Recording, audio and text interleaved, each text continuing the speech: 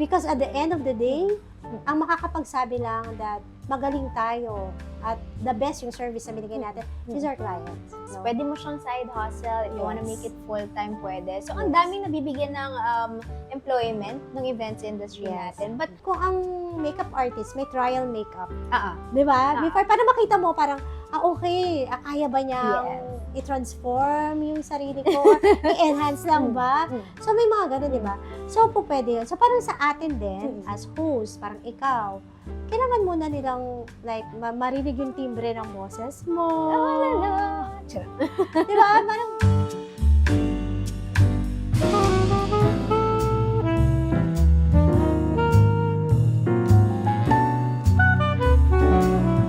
hello everybody! Welcome to our second episode. If you were able to watch our first episode, pinag-usapan namin doon how we started Miss Teen as styling and she's also focused on wedding planning. And syempre ako naman as a host. So if you would like to know more about us and how we started and what we enjoy here being in the events industry, please do check out our first episode. Well, in this podcast, we're gonna talk about more. Tama ba, Miss Teen? Mas marami tayong pag-uusapan because we are going to unfold event stories. One podcast at a time. Alam mo, Miss Teen, sobrang dami na ng suppliers ngayon, no? Sobra. Parang during the first episode, minention mo sa amin na ikaw na lahat, na-experience mo lahat. Yes, na-experience kasi nga ganun ka-konti before. Pero ngayon, sobrang dami na. Yes, sobrang dami. Para kasing kapag wedding supplier ka, you don't need naman na parang, unlike engineers, doctors, you have to study. Tapos, may mga board exam para maging sa profession na yan. Pero sa atin kasi, it's more of experience eh. More of experience, skills, talent, para ka maging wedding supplier. If you think you have that experience, the skill, pwede mo nang i-offer, ganun siya kadali. That's why, ang dami nagsusulputan. Sobrang dami, like, for example, medyo mahilig ka sa coffee. Tapos kaya mong maging barista. So, pwede nga mag-put up ng coffee station. Totoo. Ang daming career opportunities dito sa events. Halimbawa, marunong ka for appetizers, racing station. So, pwede ka. So, parang hindi naman siya limited into na kailangan, nagtapos ka ng ganito, ganyan. So, yun yung advantage for wedding suppliers. Yes. No? Pwede mo siyang side hustle. If you wanna make it full-time, pwede. So, ang daming nabibigyan ng employment ng events industry natin. But, I think one of the questions talaga, Miss Tina, kailangan nating ma-help din yung mga prospect or mga clients natin in the future is how do they find the right wedding suppliers? Yes, oo. Dahil nga, ang experience natin ngayon is sobrang daming suppliers. Sa parang lahat ay nag-offer ng iba-ibang bagay. No? Parang hindi na malaman ng isang kliyente kung sino ba yung legit, sino yung dapat na kunin. Exactly, ang hirap. Ano ba yung quality nito? Kasi sobrang dami rin ng wedding groups, no? So, pag nag-search ko on Facebook, sobrang dami niyan. Makikita mo, looking for, ang hinahanap lang ay coordinator, pero ipapasok lahat, makikita mo doon. Minsan, hundreds of comments, di mo na mabasa. Totoo. I also experienced that, minsan may hinahanap akong certain supplier, pero yung comments, iba-iba. Andun na yung banda, nandun na yung makeup artist. Ako kompleto na yung supplier mo, no? So, the question is, sino yung kukuhain mo? Yeah. Diba? So, how will you get a legit supplier? Kasi, as we know, sobrang dami rin naman kasing nanloloko. Yes, unfortunately, ang dami nating nababasa ng mga... So, kung gaano kadali maging wedding supplier, ganun din kadali na makapangloko yung iba. So, they'll enter the wedding industry, they'll offer packages, yung iba nga they'll get pictures, a legit picture, and then they'll offer it to the client. Siyempre, alam mo naman, on Facebook, ang mga kliyente, nagbe-base yan sa picture. Of course. So, parang pag makita nila, maganda tong picture na to, maganda yung dinideliver nito. But then, hindi talaga kanya yun. So, how do they make sure? Diba? So, as a coordinator, Miss Tin, ano sa tingin mo yung parang first step na pwedeng gawin ng mga clients natin? Okay. Ang sinasuggest ko lagi, di ba? Do a legit check. No? I-check mo, halimbawa, you're looking for photographer. Not only the photos yung titignan mo, kasi definitely kasi on social media, lahat talaga maganda. Oo, they, Na? di ba? Best Oo, foot forward yan yes. lagi sa Actually, social ngayon media. may AI na. So, minsan, kung hindi ka masyadong smart enough or talagang nagsusuri, maniniwala ka na, yun ay totoo. But Hi, mom. Charot. But that's AI pala, 'di ba? So, kailangan natin talaga kasi para hindi ka rin yun nga yung question ko actually. Meron ako nababalitaan na like si client is reception na, wala siyang catering service, wala yung cake, wala. So, parang sabi ko, paano nangyaring umabot sa wedding day na hindi dumating ang suppliers mo? Exactly. Diba? You have months to prepare. Yes, oo. Paano dumating sa point na on the wedding day is doon mo lang malalaman na naloko ka ng wedding planner mo or ng supplier mo. Kasi if you carefully check those supplier and months before your wedding is nakakapag-check ang kliyente, hindi mangyayari yun. For me lang for me. So it goes both ways. Yes, But yes. as a client, you also have the responsibility Yes, to oo. legit check your suppliers. For example, kumuha ka ng isang wedding package, kasama dun yung food and venue. Why not check the venue kung talagang nakabook yan sa inyo? Yes, pwede Diba? mo namang i-double check. Yes, pwede mo i-double check. Why not check, get the list of suppliers from your planner kasi nagbigay siya ng package, info ng bawat suppliers, why not check? So, for example, halimbawa ikaw, sinama kita sa package, ikaw yung kasamang host. So, si client, pwede kanya i-check. Hi, Miss Mara, nakabook ba ako sa inyo for this wedding under Miss Christine? Diba? In that case, they will know, okay, nakabook ako. For peace of mind. Diba? Kasi, definitely, hindi naman pwedeng, hindi mo malalaman kung sino yung suppliers eh. Hindi naman yan dapat ipinapakilala sa'yo pag malapit na yung kasal mo. Exactly. Na ito yung mga list of suppliers, but hindi mo na siya ma-check. So, as a Diba? client, you have the right to ask kung sino Yes. yung included sa package. Kung full package yung kinuha mo, you can ask. Yes. And you can get to know and double check. Pwede yun, Miss Yes, Tino. yes. And what I also do is I create GC with the suppliers. Yan. So, parang halimbawa, for the caterer, ito ang caterer natin, so I'll create a GC with the caterer. So, in that way, ma-check, diba? Miss So, Tina, I have- check talaga. I have a question when it comes to GC kasi I think isa sa mga nakikita kong question, how early ba dapat nagki-create si coordinator ng group chat together with the suppliers para malaman mo din na, okay, legit nga yung mga kinuha sa Yes. package kasi andito sila sa group chat. Okay. Sa akin hindi naman to standard, pero sa akin, ang practice ko lang is, halimbawa, like 6 months before, kailangan na namin ayusin yun sa caterer, I'll create na a GC with the caterer. At saka sa contract ko kasi nakalagay, if like 2 months before, wala akong na-present na concrete plan for your wedding, pwede mo na akong questionin. Pwede ka nang mag-reach out. Yes, pwede ka na mag-reach out. O bakit wala pang ganito? It's just that, it has been my practice na monthly, I update you. Monthly, ito yung ginagawa natin, ito. Whatever, may progress or wala, Yes. you have to Actually, update. meron ako mga weddings na like 18 months nang nakabook prior to the wedding. So parang, shucks, anong pag-uusapan namin? Anything lang. Anything lang. Para naman to update, no? So, wala pa yung mga schedule na gagawin, pero meron kami pinag-uusapan. Okay, that's good. So, going back to the question, how will you get a legit supplier? Okay. So, first things first nga is, hindi lang siya one-way work. Hindi lang siya kay planner. So merong part si client that you have to check also. You have to do your research Yes, as well. research as So, well. yun yung parang responsibility. Especially kung halimbawa, destination wedding, for example. And you want to get suppliers, halimbawa, ikaw ay ikakasal dito sa Subic and you're from other place, like halimbawa sa Manila. So, gusto mong kumuha ng mga suppliers dito sa Subic. Mahirap yun para sa'yo kung wala kang kakilala. So, meron naman na tayong Google, Facebook. Ang dami ng pwedeng Yes, ways. ang dami ng pwede. And you Okay. can also, halimbawa, may kakilala ka, pwede mo itanong sa kanila, how was this certain supplier? And also, meron din naman mga ibang wedding group platforms that doon naman nagsishare sila ng mga kung sino yung mga suppliers na nakuha nila. Meron ding mga feedbacks doon, reviews that you can check. Okay. No? So, there's so many ways to yes. legit check Facebook. Yes. Ask us some people you know, o kaya yung mga recent clients nila. Yes. Pwede nyo rin tanongin. I think if you know someone na naging recent client, pwede, no? And also, be careful din, no? Dapat maging matalino yung mga clients. Like, pag too good to be true yung presyo. Pero sobrang ng daming inclusions, no, ng package. Tapos napakababa ng price. You have to ask yourself, ano yung magiging outcome nito? Diba? Parang syempre, mag-compare ka ng price. Like, this one is a lot cheaper than this one. Tapos ito naman, mas mahal, pero mas konti yung ino-offer.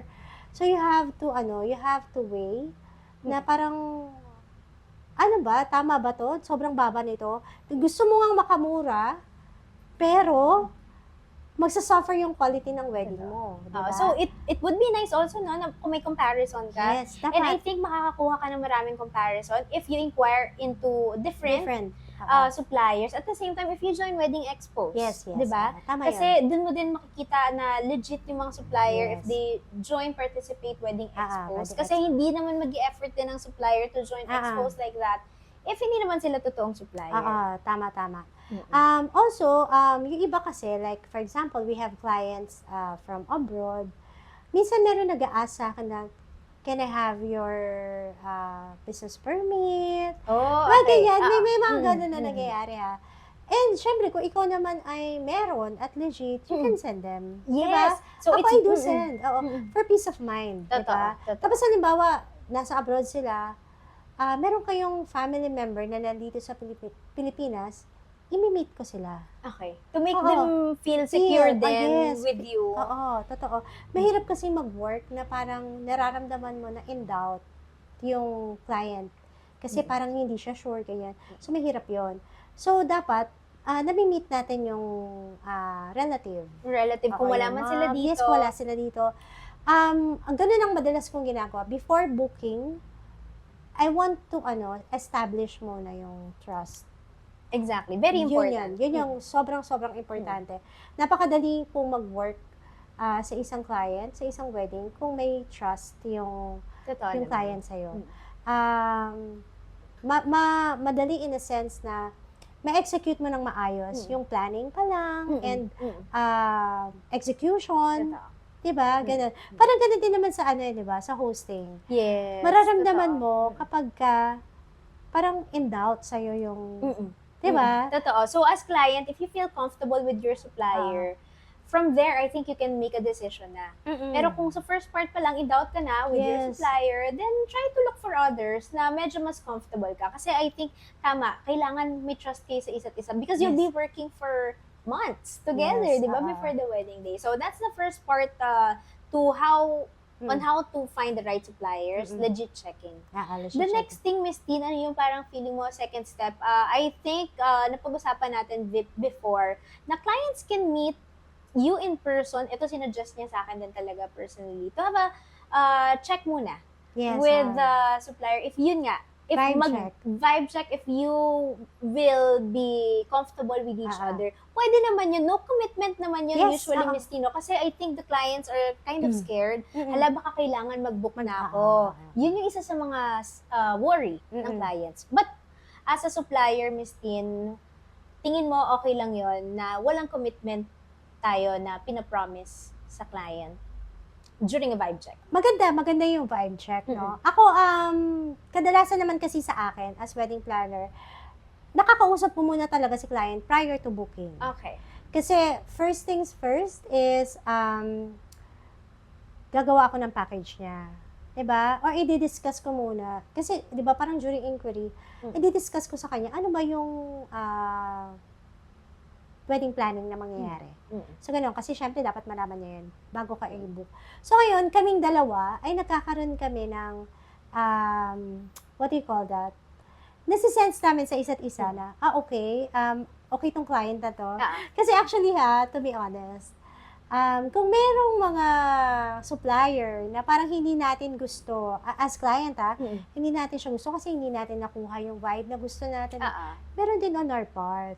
Okay. Diba? As supplier, meron din tayong parang mga we call it red flag pagdating sa client. So, I'm so sorry, pero that's true. Oo. So, there are some clients kasi that medyo may red flag Oo. talaga. In our defense naman kasi, Oo. marami kasi talagang nanloloko. Yes, oo. Kunyari, magbubook and then you've been Yes. holding the date for quite some time Yes, na hindi pala talaga magbubook. So, parang we also protect our business din kasi. So, tama. please understand us. There are also some clients na parang umpisa pa lang, Red marami flag na silang, na. yes, red flag na, marami Okay. na silang utos. Parang hindi pa nga ako nakabook, pero bakit inuutusan mo na ako? Mga Totoo, ganun. totoo. So, meron mga ganun. So sobrang importante ng meeting. Meeting the client. Oo. Meeting the client. Kasi parang ma-feel mo na parang, okay to, mabait to. Kasi alam mo ngayon, diba, dahil stressful ang wedding planning, ang pag-guys ng events, so we don't want to add sa stress, di ba? Totoo. We want to make it easy, we want to make it light. Kaya importante yung vibe check. Vibe check. And Yes, you vibe don't check. have to do this naman with all your oo. suppliers. Hindi. I think ang pinaka-major na suppliers na kailangan mong i-vibe check, first, Yes, the coordinator, planner. the planner. I think dapat gawin mo din to with your photo video team. Yes, Would you recommend, Miss Tin? Yes, Tama, no? Sa host din. And Diba? host. Diba? Yeah. So parang ganito kung ang makeup artist may trial makeup, 'di ba? Before para makita mo parang okay, kaya ba niyang i-transform yung sarili ko, i-enhance lang ba? So may mga ganun, 'di ba? So pwede 'yun. So parang sa atin din as host, parang ikaw, kailangan muna nilang like marinig yung timbre ng boses mo. Di ba? Parang marinig din yung how you deliver. Iba-iba kasi Iba-iba kasi. So, siguro i-prioritize nyo lang yung sa tingin nyo, kailangan yung i-meet. Planner, photo video team, your host. Sino pa bang usually nire-recommend mo mag-vibe check with the supplier? Yun talagang personal na pastor. Yes. Pwede, diba? Kasi sila yung mga talagang personal yung magiging relationship nyo with them during the event. So, that's two things, Miss Tin. Legit checking and then vibe check with your suppliers. Yes. Would you like to add more to that? Okay. So, in addition na lang dun sa sa pagpili ng legit supplier. No? So, aside from, yun nga, magla-legit check ka, vibe check. If you want to check also the documents, it's fine. I love that. Oo. No, it's fine. Kasi those suppliers na nag-e-effort to have their business documents, pay the tax, and all yung mga obligations, ibig sabihin, you're getting the right supplier. Yes. Kasi responsibly, ginagawa nila yung yung part nila as business owners. So, hindi lang yan parang, okay, magaling ka, sabi mo, number 1 ka, though being number 1 no one can tell, no? Yun nga pala, no one can tell. So, if, halimbawa, nakakita ka sa Facebook, or sa Google, or sa IG, that I am the number 1 wedding supplier in the place. So, question is, sinong nagsabi? So, sinong nagsabi? Anong parameters? Ano yung what do you call it? Basis na nasabi mong ikaw. Because at the end of the day, ang makakapagsabi lang that magaling tayo at the best yung service na binigay natin is our clients. Yung clients natin. So, we base on that. We base on that. I like that. You ask for documents. Yes, ask for documents. You know what, Miss Tina, nag-start ako, syempre wala pa akong, di ba ako registered? Now I'm registered, but when I was starting, it's hard for me to prove myself, lalo na kapag may mga clients na naghahanap. So, I think the least your supplier can do for you, kung wala silang documents na ibigay, is sample contract. Yes, At least, kung hindi pa sila registered or in the process, pero sila talaga yung gusto mo, maybe you can ask for a contract. And dapat pinaprovide yun bago ka mag-down payment as a client. Tama, no, Miss Tin? Before kasi may practice is, bibigay ko yung contract right after down payment. But I realized mali pala yun. Why would they pay for something na hindi naman nila alam kung ano yun? So, that's a lesson learned. Ako, it has been my practice na sige, isend ko muna sa yung contract. If you have questions, or gusto mo ba meron tayong i-amend dyan, yes, let's do that. Yeah, feel free to as long as parehas naman natin alam. So, both parties naman is, parang there was a time, meron akong client na sabi niya, Miss Christine, meron kasi ako dong clause sa contract ko na pag may acts of God, something ganyan. Okay, Pero wala okay, din yeah. wala din yung heavy turbulence. So, pinalagay niya? Pinalagay niya. Sabi, what if Miss Christine may heavy turbulence on that day? So, ano gagawin natin? So, sinama ko siya. So, inumen. Okay. So, pinag-usapan din namin. Kasi nga naman, sa contract kasi, hindi lang dapat, it came from, from my lawyer client. Hindi lang dapat ikaw yung protektado.